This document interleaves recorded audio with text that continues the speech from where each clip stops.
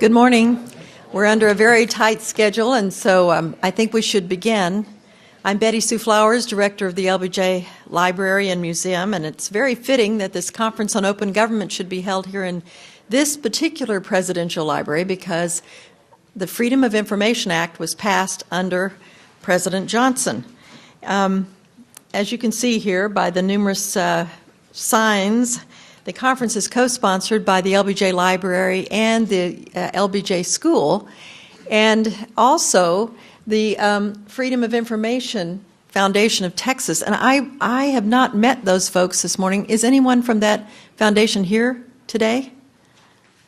I don't know, because I haven't met those. Way in the back. Thank you. Thank you. 2 years ago, the LBJ Library's Future Texas Forums sponsored a program, a workshop called A Transparent Federal Budget. And following this workshop, LBJ school professor Gary Chapman offered what's called a PRP, a policy research project over in the LBJ school on budgetary transparencies on the internet, where LBJ students explored the need for better transparency and better usability, and they helped to organize this conference, all the content of this conference. This year, the LBJ school students voted this class the most useful PRP of the year and chose Gary as the LBJ school nominee for the UT Professor of the Year. By way of further introduction of Gary, I should add that he's been a columnist for the Los Angeles Times, the Austin American-Statesman, and Texas Monthly, and in 2000, Texas Monthly named him one of the 20 most powerful Texans in high tech. So I think it's very fitting that the conference is held here, that it's under the guidance of Gary Chapman, it's under the leadership of the students from the LBJ school, and it's under the aegis of the Freedom of Information Act, which started some of this open government democracy all the time. So Gary, if you would come up and introduce Senator Bradley.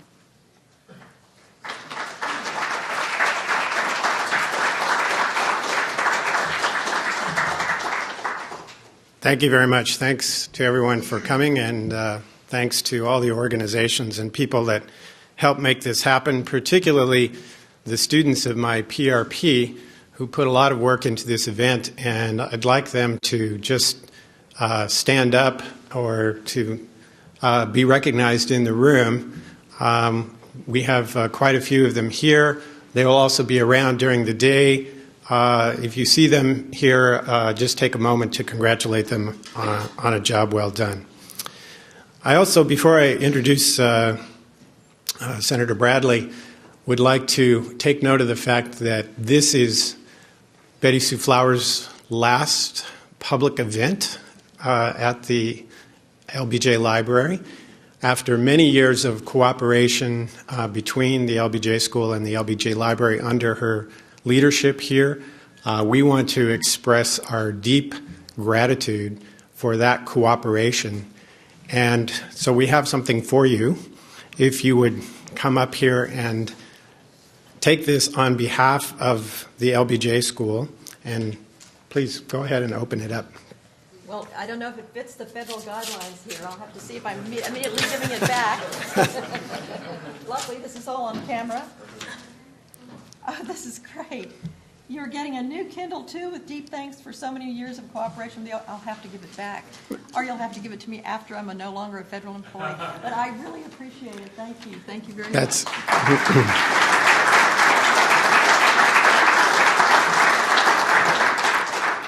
That's why you're not getting it today. We're on camera, and this is all going out to all the world and everything else.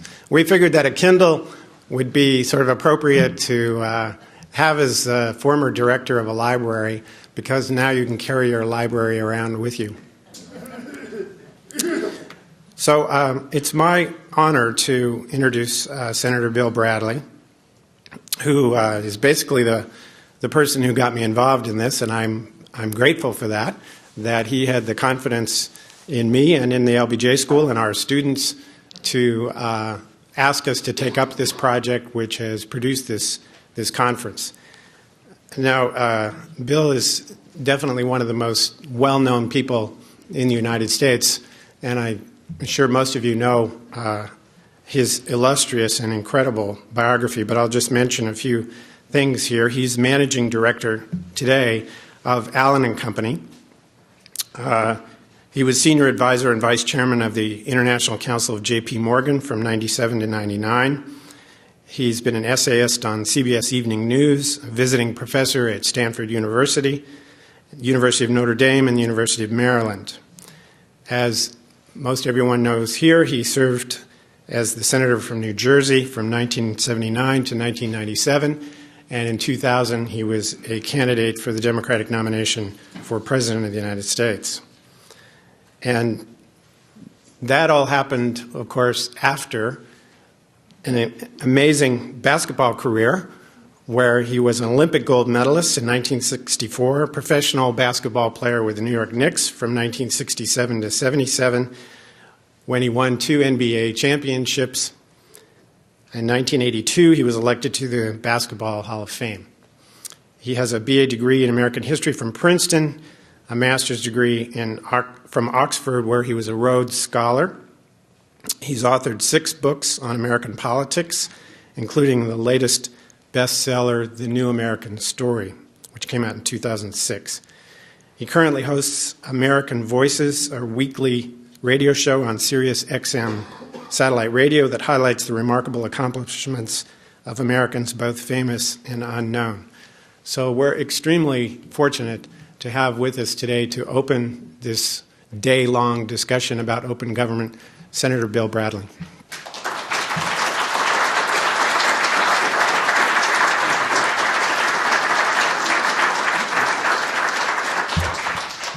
Thank you very much, Gary, for the very kind introduction and also for the great work that your students have done in this area. I think that this conference wouldn't have happened without them and their work and your inspiration of them to do it. So I'm very pleased to be a part of it.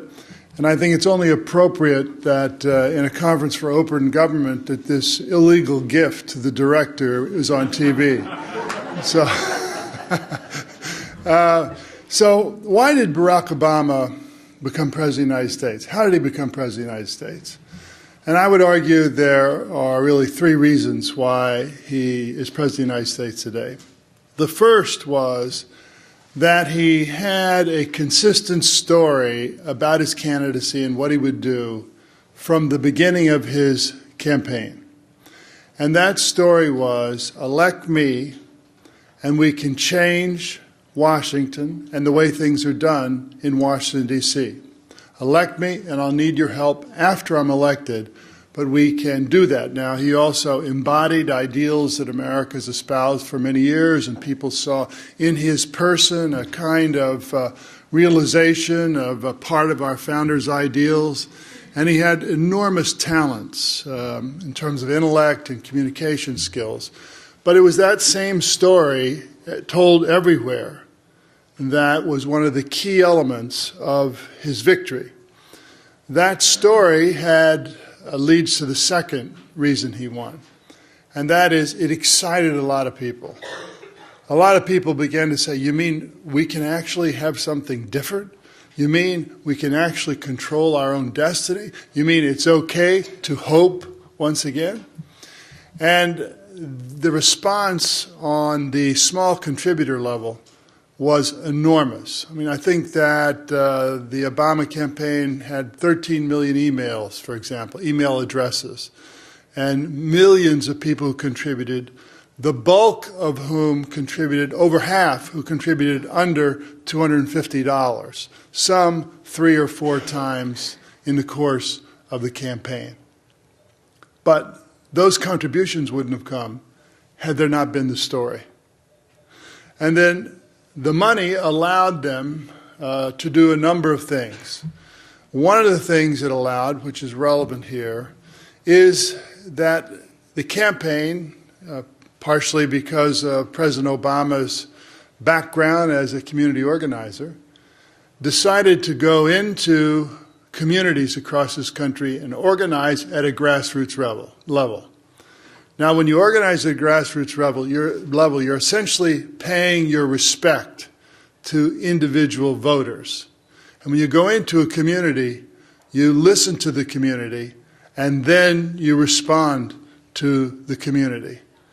And the campaign turned everything on the head. For example, in South Carolina, where it was thought if you were going to reach the African American community, that you had to go through the African American structure in terms of PR people, in terms of religious people, et cetera, et cetera. But the Obama campaign turned that on its head, sent multiracial organizing groups into black neighborhoods in South Carolina with the same story that they were telling everywhere, and ignited the imagination turnout in South Carolina. And the Obama campaign defeated Senator Clinton in South Carolina in a decisive moment in the campaign. But that wouldn't have happened had they not had the money, and that wouldn't have happened had they not had the story. So I think that you can say that this illustrates the power of the internet in modern politics. I mean, you know, when I ran for president, I raised about $1.5 million over the internet, and I don't know how many hundreds of millions he raised, but he raised a lot. And so you would say, well, that's what the story here is. But that's not what I want to talk about today. I want to talk about the story that he told, which is elect me and we can change Washington. Now, one of the things that he meant by we can change Washington is that we can make the workings of government much more accessible to people. Now, we know that the power of the internet in politics was illustrated in the campaign. And we know a number of facts from disparate places in the country, and for that matter, in the world. For example, in 2006, there was an adult protest against an anti-immigrant law in California. In 2 days, by the use of the internet and texting, 40,000 young people were on the streets of Los Angeles in 2 days. When Mark Zuckerberg translated Facebook into Spanish, within a month, there were anti-FARC organizing corps in Colombia against the terrorists. We know that Meetup, which is an organization that connects people with face-to-face meetings, has 5 million registered members and 100,000 meetups every month in this country. We know that this provides enormous power for self-organizing. But when it comes to government, there are some very specific things that can happen. The thing that I'm most interested in, of course, is the transparent federal budget. And if you think of the citizens as sculptors, and you think of information as clay, you've got to have the clay before you can sculpt. And that means that people have to know what's going on in Washington before they can have an impact on outcomes. And so imagine, and some things have already happened. Senator Obama passed a law that now produced something called USA Spending that tries to keep track of how government spends money. Then there's the Spotlight Foundation that shines light on how government spends the money. But let me spin out what is my ideal. And my ideal of open government, information available to people so they can sculpt their democratic outcomes, is the following. You go to the internet, you go to a particular site, you do a keyword, you put in Bridges, Texas, and suddenly you get the various places in the budget where there's money spent on bridges in Texas, and that links to the vote on the appropriations bill that allowed that to happen. That then links to the vote on the authorization bill that allowed that to happen. That then links to the committee that passed the bill out of the committee to get to the floor before a vote. You then see who were the people that testified at the committee, what groups did they represent, and you then link to contributors to particular campaigns so that you have available at your fingertips in your living room a series of connections that allows you to see who did what in the course of this democratic chain. To me, it would be a powerful tool for people to be able to organize. And it would be a powerful tool that would allow each of us to see into how government actually works. You could see how one person might have voted one way in committee and another way on the floor. You could see how some person might have given a speech on the floor but then was absent that day, and then you could pair that with the explanation of why he was absent by putting together other votes. There are infinite kinds of possibilities, but it begins by having that information available to average citizens in this country. I just want to mention two other possibilities quickly. One of the things that always strikes me, and I think that, Gary, your class is a great example of this, and young people having ideas and deciding, we want to share our ideas. And I know you went to Washington, you made your presentations. Well, one of the great things about the country is that we have enormously talented people. And that does not mean that all the ideas originate in Washington among the think tank groups. So my thought is it's quite easy. You open up the possibility of a kind of what Jeff Jarvis calls idea storm, right? Where anybody in America can suggest an idea, it can be filtered, it can be categorized, and you begin to get the best that America has, and you end up with fresher ideas than you would get if you simply had a closed group of people. And that's not to say that expertise is not important. It's enormously important. But it is to say that there might be that idea bubbling out there that no one has thought of, that comes from a mechanic in Detroit, right? Or a farmer in Wyoming. And we have to open government up, not only so that people can have the information they need to make a judgment about how government is functioning, but also so that there can be a flow of information back from the public to government. Not polling, but what are your ideas? And the next one is something I call a personal political page.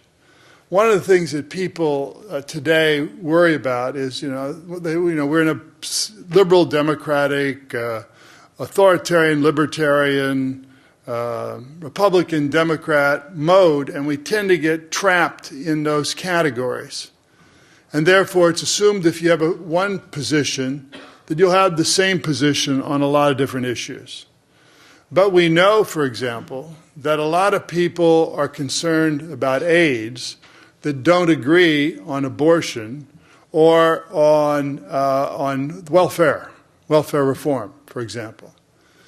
And so the question is, how can you build constituencies quickly that allow you to have the maximum impact? And you can do that with a personal political page. A personal political page that states your views, that states what you believe and why, that has a place for a person with a contrasting view to offer their opinion in a civil debate with you, for example. And that's one of the keys. Up to this point, the Internet's been used as a stop. We don't want that bad thing to happen. Stop it. Organize to stop it. When the challenge will be to turn the Internet into a positive, creative force in government. And so you begin by saying, okay, what are your views? What are your contrasting views? And maybe your views are changed, and you say you changed your views. But what that allows you to do is it allows you to find among millions of people that would have their own personal political page, the people who care about fighting AIDS. And that might be conservatives, liberals, people who don't agree on a lot of other issues. But suddenly you have a small coalition here, a group that can make it happen. So I would simply offer in these brief remarks those thoughts, and I just want to close with a story. A woman named Jody Williams. Jody Williams was, just a kind of average Vermont citizen. And she got upset about landmines. And she joined with a German nonprofit leader and a Vietnam veteran in the United States. And they decided in 1991 that they were going to ban landmines. What? These three people banned landmines? And so they went to work. And over the course of 4 years, they networked. They met people, they got their French colleagues helping here, they did that. And in 1995, the Ottawa Treaty banning landmines was signed by 154 countries, and Jody Williams and her partners received the Nobel Prize. Now, what's the purpose of that story? It is, first of all, to tell you that one person can still make a difference. And it's second to tell you this occurred from 1991 to 1995, before you had the internet available to people to use in the breadth that is now possible.